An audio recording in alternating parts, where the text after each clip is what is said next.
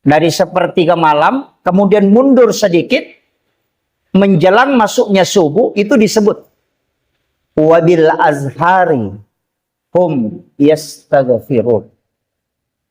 Ini jarang dimanfaatkan orang. Dan di waktu sahara, hendaknya kalian beristighfar. Waktu ini kalau sahara, itu bahasa Arab. Sahara ini adalah waktu sekitar 15 atau 20 menit sebelum masuknya waktu subuh. Itu sempit sekali waktunya. Jadi bukan waktu sepertiga malam, bukan waktu sholat tahajud, ujungnya.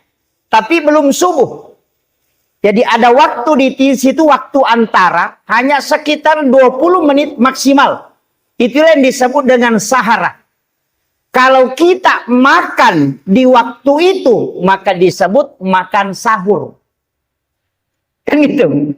Karena makan di waktu sahara, makanya disebut makan sahur.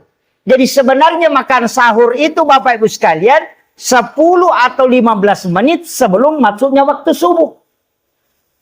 Kalau makan sahur jam 3, itu bukan makan sahur, itu makan tengah malam.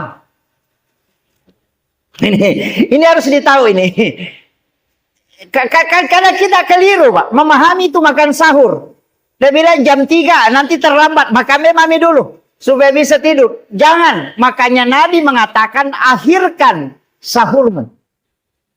Jadi saya itu nanti makan sahur 5 menit sebelum imsak. Jadi pas imsak sudah selesai. Walaupun masih boleh makan. Karena imsak di Indonesia itu masih ada 10 menit. Kalau di Arab tidak ada. Imsak itu subuh. Kalau imsak Indonesia masih ada 10 menit.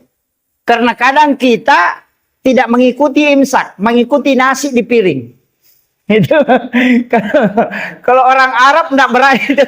Kalau Indonesia itu kalau masih ada nasinya dihabiskan dulu.